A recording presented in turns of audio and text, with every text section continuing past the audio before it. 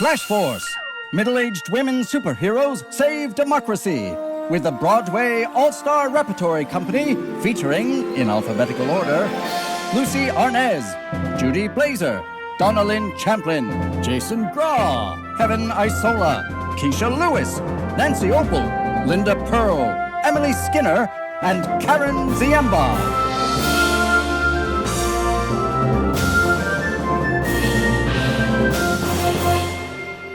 High at the tippy top of a rocky cliff overlooking the sea, in an especially tax-free country on the Mediterranean, our band of superheroes has settled into the villa of Boris and Natasha Rimensky, the Russian billionaire fertilizer king, and his wife, a former beauty queen still smarting from her ejection from the Eastern European tour of Annie when she was 12. Our heroes, posing as entertainers for Natasha's birthday party, are on a mission to stop the transfer of $1 billion to the secret world-destroying organization, ORWELL, which will use the money to spread disinformation, proving that the American Revolution is a hoax and that the United States, for real, has belonged to Russia for the last 250 years. We join the women as they heroically attempt to locate the computer servers guarded by a massive yellow-eyed dog, while simultaneously struggling to prepare an all-Andrew Lloyd Webber evening at the hostess's request. He forgot to say if successful, it would throw the world into global and economic chaos. That is correct. It would. Chapter 5. Boris and Natasha throw a party. Your narrator, Elizabeth.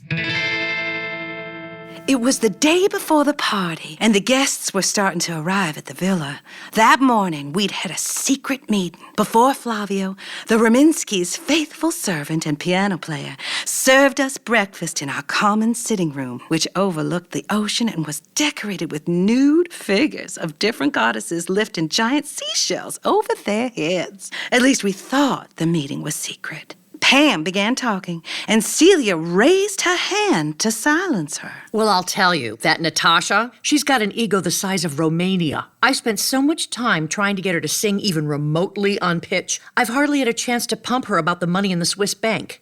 What, Celia? Why do you keep waving your arms at me? Nothing. I was hoping we could have a meditation together here in silence for a few minutes. What are you talking about? We were supposed to plan how we're going to stop Boris from transferring the... What is your problem? Why do you keep stopping me? Celia, you're starting to glow. Yeah, it's hot. I'm burning up. I feel like there's hot energy coming out of my every pore. There is. It was true. Celia began to glow, brighter and brighter, and we could feel the heat coming off her. Then, there was a flash, and then... What the hell is wrong with you all? Didn't it occur to you this place is bugged within an inch of its life? Listening devices everywhere. I've been picking them up in my radar. You've got radar now? Yeah, well, I don't know what to call it, but I found out that I can sense any electronic devices. Don't ask me how, but I noticed it last night.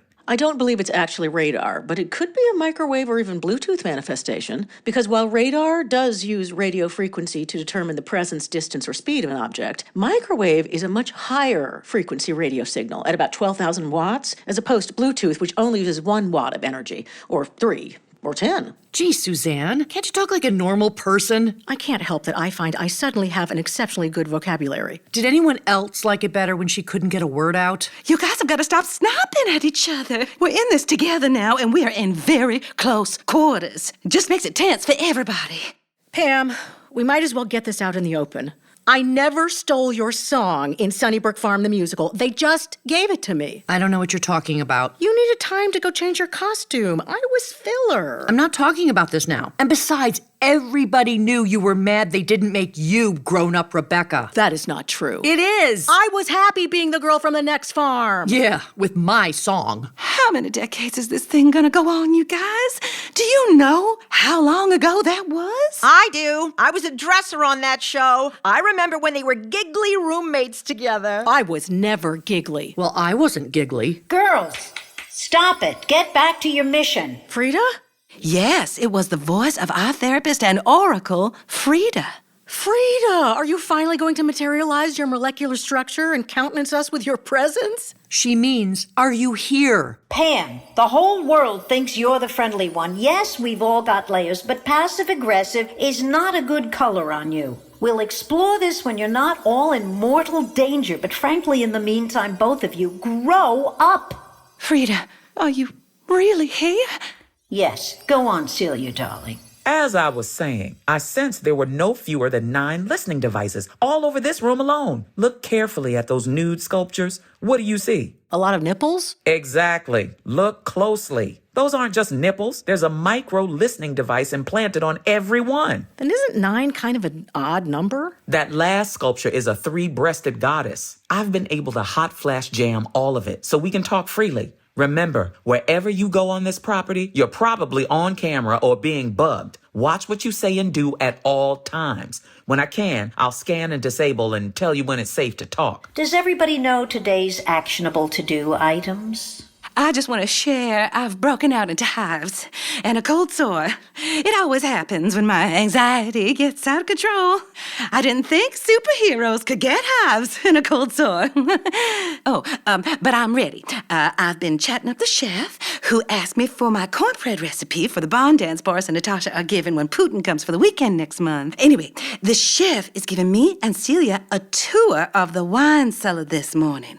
While I distract him, Celia will scan behind the wine cellar where the secret computer servers are kept. That's right. I'm going to pinpoint what's there and figure out how to magnetically pull the contents off the servers and beam them to our own laptops. Swiss bank account details, communications with ORWELL, anything that will allow us to figure out how to scramble the $1 billion transfer and reroute it to keep it out of ORWELL's hands. I'm hoping to be able to do the magnetic pull through the stone wall so we won't have to go in. Remember, that room is guarded by the gigantic dog with yellow eyes. So true, darling. Pam? I've started making friends with Natasha, and we're bonding very well. I'm coaching her on her song stylings to perform at the party and a little tap dancing. We have a session in half an hour. She's singing me the entire score of Cats. I'm going to offer her suggestions. Does anybody want to switch missions? How is she? Terrible. And now that I have the power of radical truth, not using it is torture. Good, darling. It's all part of your training. Learning to hold back your power is learning to strengthen it. At the right moment, you'll see. Kerpow. Carolyn, what is your plan of action today? At 11 o'clock this morning, I'm going to seduce Boris. In the throes of passion, he will tell me everything he knows about Orwell's plan to out the American Revolution as fake news and everything about his plan to fund it. Then I'll get him to reveal the numbers of the Swiss bank accounts and his computer passcodes.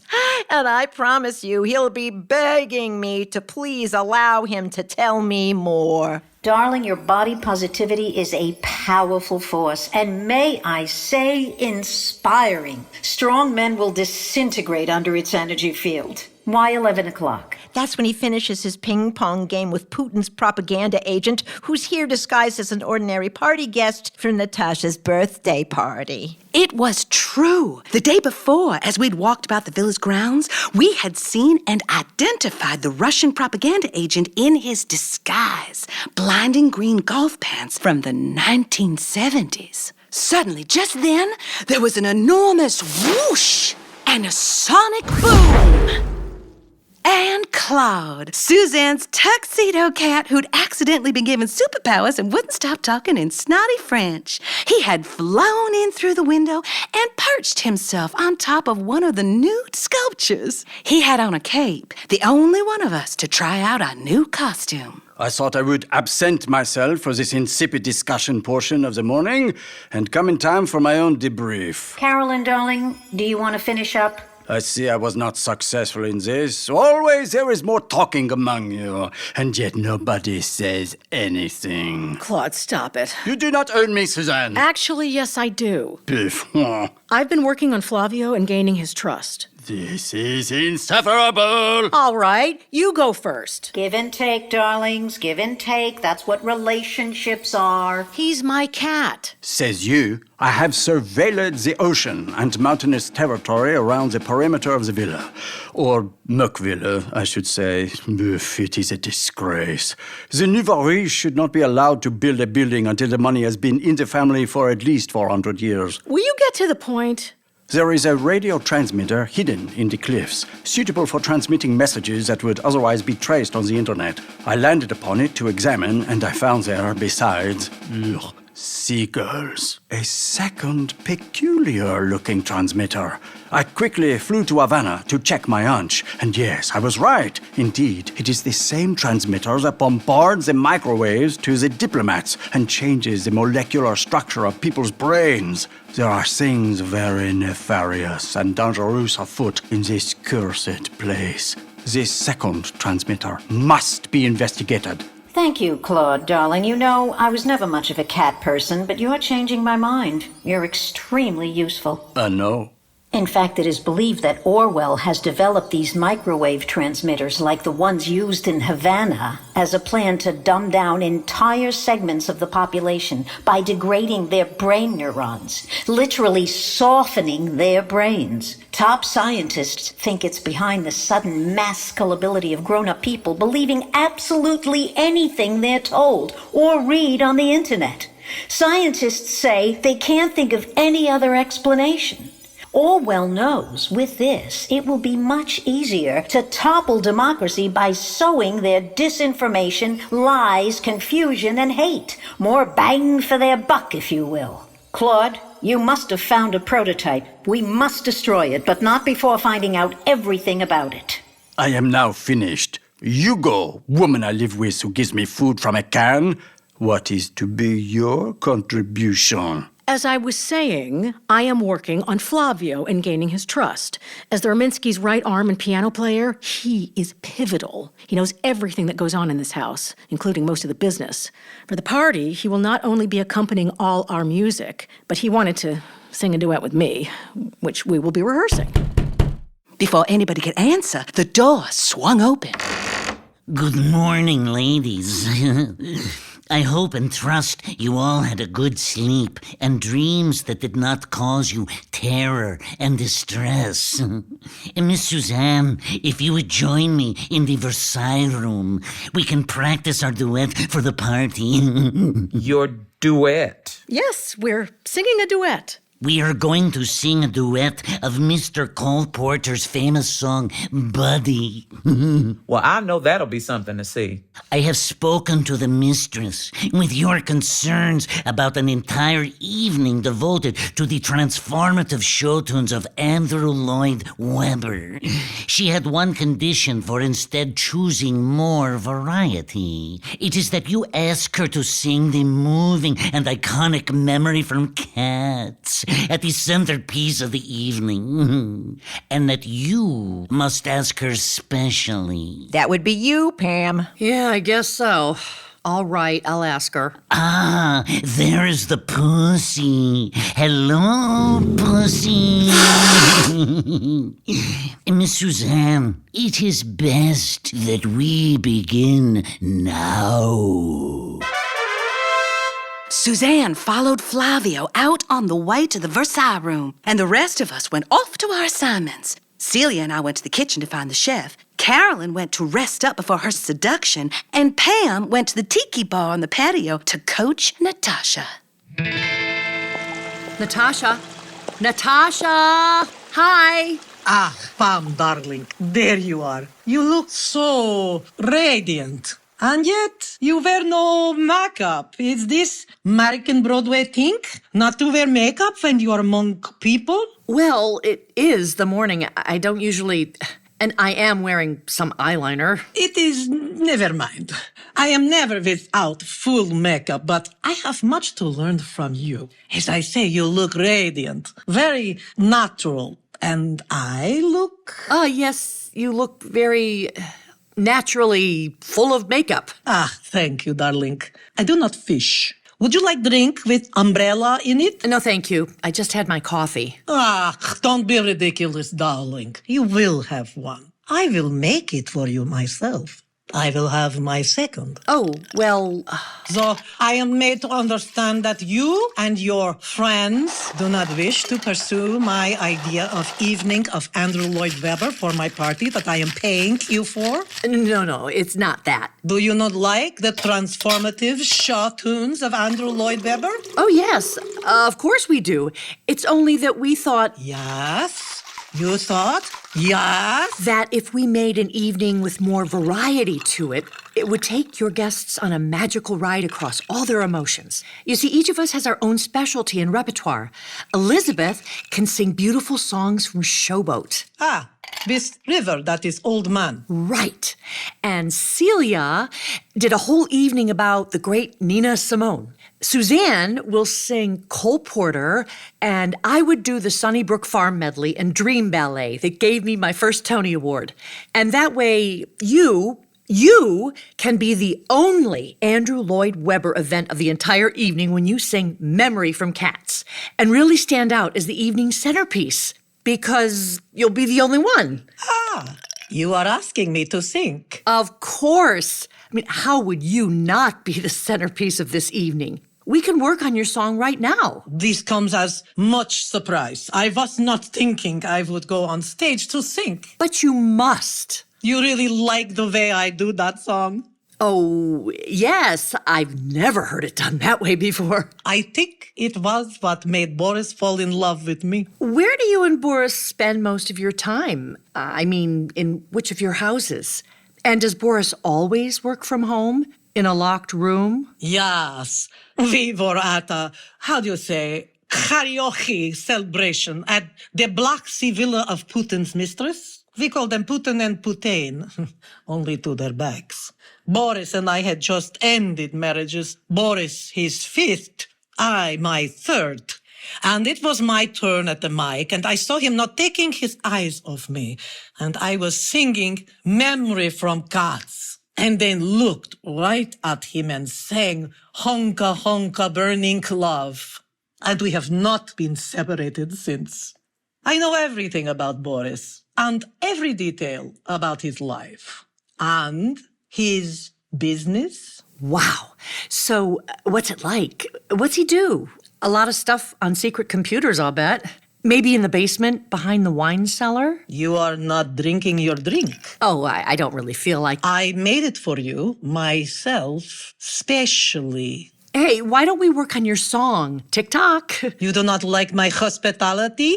Oh, listen, you have made us so comfortable here. Where did you get those pillows? They're like sleeping on marshmallow peeps. Come on. Do do do do do do do do do do do do do. Come on. Do do. Midnight, not a sound from the pavement. Just the moon lost her memory. She is smiling alone. I know who you are. I know. It is so flattering that you're a fan. I mean, I know why you are all here. Your real reason for being here. How do you know? I mean, what do you mean? Drink your drink. No! Drink it. I don't like mango. Flavio, drink it now. You will die from it. You will not get any information. You will not stop Boris and Orwell from their world domination. No! Then I will make you drink it and I will kill you. No, I won't. Drink it. Drink it. No, stop it. Die. Help! You have no talent. What? What do you say? Pushed so close to death, Pam had instinctively unleashed her superpower of radical truth. You're the worst singer I've ever heard. You're terrible. You can't sing at all. Your vibrato's so wide you could drive a truck through it. You make my ears bleed. There was only quiet. Natasha was in a heap on the patio with her head up against the tiki bar. She looked as though life had left her body. Pam tried to catch her breath on the other side of the patio. Suddenly, Natasha began to stir, and she opened her eyes and stood up. Stay away from me! The sun is glinting off the highlights of your hair. You look so beautiful. Come here, come to me, and show me how to interpret this love song. I feel so attracted to you right now. Connected, bonded. Have you ever been with a woman? Oh my God. Oi, darling, we've got to learn to tolerate unexpected outcomes. It's part of living with uncertainty. Unleashing new powers make for new experiences, not always the ones we want, but that's life. You did well for a first try. Next time you'll wear the costume. It'll be better. Trust me. Remember, breathe. 4 in, 8 out. You're looking thin. Have a little nosh. Meanwhile, Carolyn was waiting for Boris in the hallway right outside the ping pong room, ready for her seduction and to find out everything Boris knew about ORWELL's plan to destabilize world democracy and about the secret brain-softening gullibility transmitter.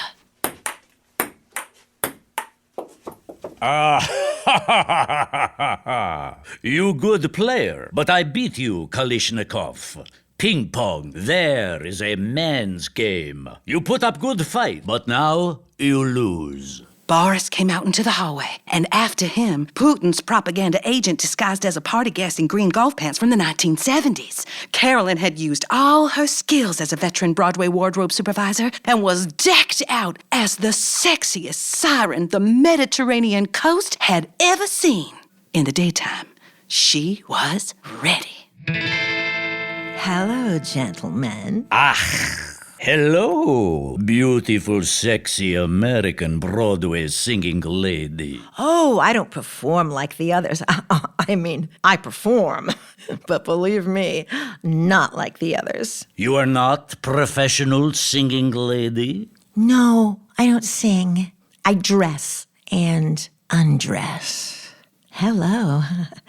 I don't believe we've met. I love your green pants. They're sexy. Hello, I am ordinary party guest. My name is Carolyn. My name is Elvis. Well, hello, Elvis. I'm sure glad you haven't left the building. I am in building. I am here, standing. Right. Well, what an embarrassment of riches. I like what I see, and when I like what I see, I get what I like. See? Boris, baby, don't forget we have a date in an hour for you to give me a tour of all your ping pong trophies. Stay in those cute little tennis shorts. I want to hear how you became the fertilizer king. I have business first, but then I get to you. I like curvy women. What about you, Elvis? Want me to show you Graceland? Elvis, you make nookie with sexy American lady? We talk business later. Boris went down the stairs to the wine cellar behind which was the secret armored room housing the computer servers and guarded by the monstrous supernatural dog with yellow eyes. What Carolyn didn't know was that Celia and I were down there at that very moment because I had charmed Hans, the German chef, into giving us a tour of the wine cellar. Celia was scanning the walls and exploring the way to the secret room while I distracted Hans with my grandmother's cornbread recipe, which was exactly identical to Paula Dean's. And the French wines are along this wall, including several excellent vintages of Chateauneuf-du-Pape. You know, I would get in very big trouble if anybody found out I had brought you here. But it's a very secret recipe, and we traded. Well, my grandma didn't give it out to anybody. When I graduated from the conservatory, I didn't get a car like the rich kids. I got this cornbread recipe from Gammy. And in all these years, this recipe has not depreciated. Herr Putin is very fond of cornbread. We will need much of it for the hoedown. 3/4 cups of cornmeal? 3/4 cups of flour and 1 cup of cornmeal. You can swap the butter for the bacon fat. What's that noise? There. Over there, all the way on the other side. I thought he'd never leave. What did you find out? I tried to scan through the walls from outside and pull the data off the servers, but those walls are too thick, or they've lined them with something I can't get through. We're gonna have to find a way to get inside the room and past the dog. Oh, shit. How are we gonna do that? I don't know. I saw the dog, though. That's a monster. Ugly. Teeth like big yellow icicles. He sits in an anteroom, not on a leash, right on the other side of that wall. I saw it with my X-ray vision. Ooh, you've got X-ray vision now? Apparently. I found out, unfortunately, while I was walking along some hallway, and I looked at a door and could see that Boris guy changing into these teeny little tennis shorts. Man, that's something I'll never be able to unsee. I don't think I can do this. Sure you can. I miss my family. I know. I feel lightheaded. I'm like I'm gonna throw up. You're okay. Really. Come on, sit down for a second and just breathe. Breathe slow. It's just your anxiety. It happens to all of us. I can't keep this up. I'm serious. I wasn't cut out for this. What? Are you telling me any of us are cut out for this? Are you kidding me? I'm melting steel doors and have radar coming out of my head. And did you see the getup Carolyn was prancing around in? Body positive? All I saw was that big ass. Superheroes. It's all Frida's fault. If we let her retire all those times she wanted to, none of this would have happened. Come on, let me show you the door to the anteroom before the German comes back. Wait, he's coming. Hey, Hans, did you find... But the voice that came back wasn't Hans. And when we turned around, it was not Hans that we saw. What are you doing down here? You do not belong here. This place is not for people who say they are here to sing at party. Who are you, really? What do you want here? Boris came closer and closer to us, and he reached his hand in his pocket and took out a gun. Celia stepped in front of me and held my hand, and Boris backed us closer and closer toward the wall with the dog with the yellow eyes on the other side. I began to hear the growl of the dog, an otherworldly, horrifying growl like in your darkest terror dreams. The last people I found down here, nobody ever found. Boris kept backing us up closer to the wall and to what was waiting for us on the other side of the wall. I felt my knees buckling, and I thought I'd be sick. Would they ever get out? Would they be going to their certain death before they even got to sing at the party? Would their trial as superheroes end even before it begins, before they learn to use their powers? Would they fail to stop Boris from helping ORWELL cause the collapse of democracy all over the world? Would Elizabeth's southern grandma come back from the dead when she finds out a gay German is making her cornbread for a communist? The answer was ahead of them. Flash Force, written and created by Deborah Grace Weiner, directed by Mark Waldrop, music composed and sound designed by Nathan Scalzone, edited and sound designed by April Tucker. Episode 5, our amazing cast. In order of appearance, Donna Champlin as Elizabeth, Karen Ziemba as Pam, Kecia Lewis as Celia, Nancy Opel as Carolyn, Judy Blazer as Frida, Emily Skinner as Suzanne, Kevin Isola as Claude the cat, Jason Graae as Flavio, Lucie Arnaz as guest villain Natasha, Jason Graae as guest villain Boris, Kevin Isola as Kalashnikov Elvis, Jason Graae as Hans, and I am your announcer, Kevin Isola.